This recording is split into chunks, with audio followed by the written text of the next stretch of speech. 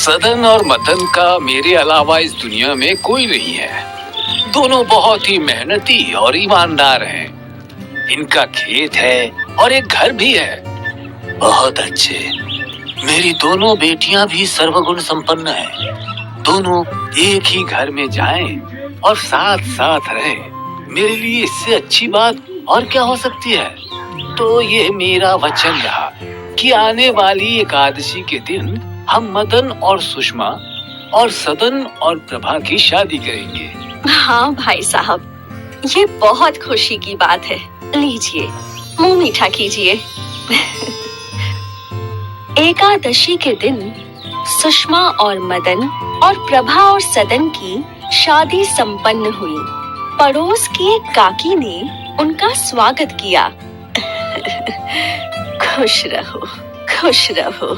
अगली सुबह दोनों सदन और मदन खेतों के लिए निकलने के लिए तैयार थे। सुषमा, मेरा खाना ले आओ। खाना बनने में थोड़ा वक्त लगेगा। आप दोनों खेत जाइए, मैं खाना वहीं ले आऊंगी। ठीक है। कुछ देर बाद प्रभा, प्रभा। हाँ दीदी, मेरे सिर में बहुत दर्द है। तुम ये बर्तन घस दो। ठीक है दीदी। आपका खेत तो बहुत बड़ा और उपजाऊ है। ये हमारे वर्षों की मेहनत का फल है। भाभी, इस गांव में सिर्फ हमारे खेत हैं, जहां साल के 12 महीने कुछ न कुछ उगते ही रहते हैं। ये तो बहुत अच्छी बात है देवर जी। चलिए, अब मैं चलती हूँ। प्रभा, ये क्या है? तुमने अभी तक घर साफ नहीं किया? वो दीदी, मैं घी बना रही थी। अभी घर साफ कर देती हूँ। तुम कोई भी काम समय पर नहीं करती। कुछ देर में शाम हो जाएगी। अभी तक घर गंदा पड़ा है। दीदी, मैं अभी कर देती हूँ। सुषमा का बर्ताव प्रभा के साथ बदलता जा रहा था।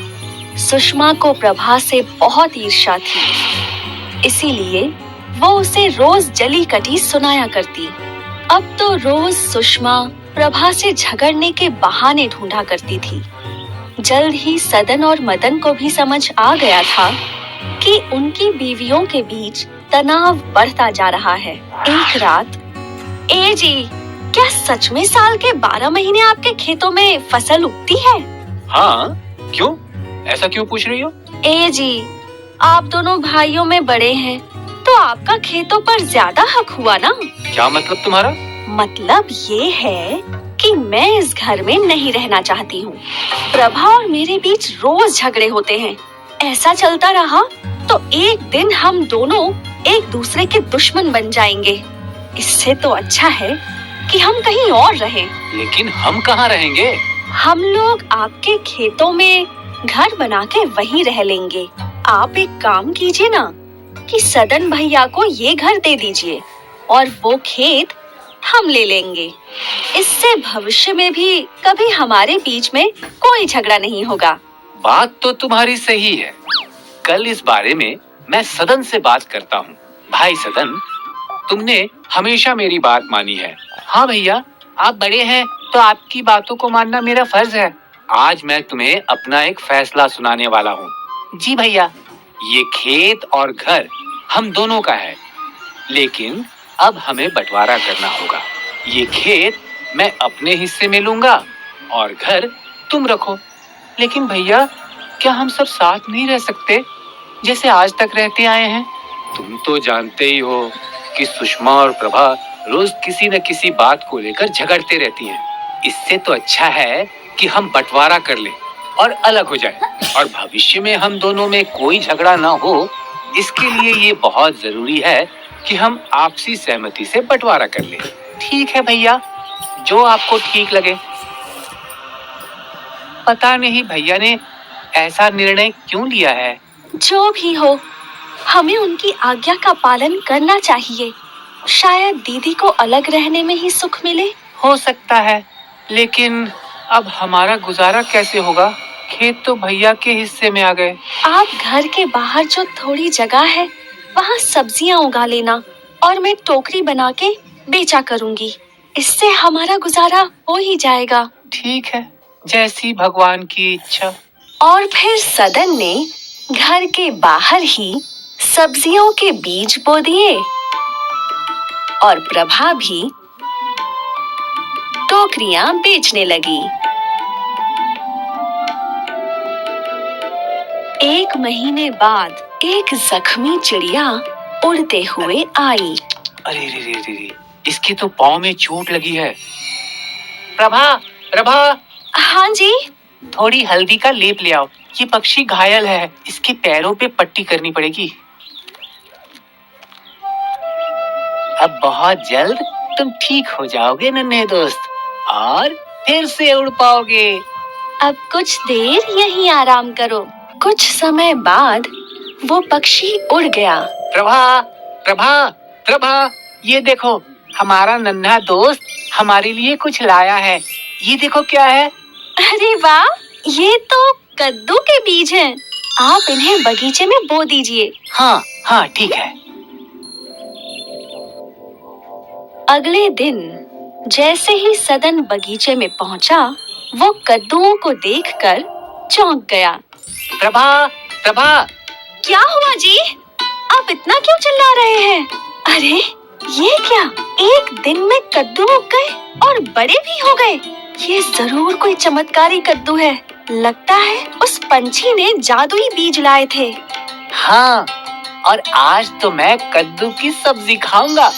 चलो इन्हें अंदर ले चलते हैं। सदन और प्रभा कद्दू घर के भीतर ले गए और फिर जैसे ही सदन ने कद्दू काटा, अरे रे, इतना सारा सोना! अपने पूरे जीवन में पहली बार मैंने इतना सारा सोना देखा है। मैंने भी। आप दूसरा काटिए। सभी कद्दुओं में उन्हें सोना ही मिला। अब जब मदन उनसे मिलने आया तो दोनों ने पूरा किस्सा उन्हें बताया। अच्छा, तो ये बात है। अच्छा है, मैं तुम दोनों के लिए बहुत खुश हूँ। मदन घर आया और उसने ये सब सुषमा को बताया। अच्छा, तो इसीलिए वो इतने अमीर हो गए। अच्छा है ना? सुषमा के खुराफाती दिमाग में फिर से लालच का बीज उगने लगा। आप एक काम कीजिए, उस चिड़िया को पकड़कर उसकी टांग तोड़ दीजिए और फिर मैं भी उसकी मदद करूंगी। इससे हम भी अमीर हो जाएंगे। क्या ऐसा करना ठीक रहेगा? मैं कोशिश करता हूँ। मदन ने उस चिड़िया को दबोच लिया और उसकी टांग तोड़ दी और फिर सुषमा ने उस पर पट्टी की। पंछी फिर उड़ गया और अगले दिन उस पंछी ने उन्हें एक बक्सा दे दिया। इसमें भी कद्दू के बीज ही थे। उन्होंने कद्दू बोए और एक ही दिन में वो उग गए। अगले दिन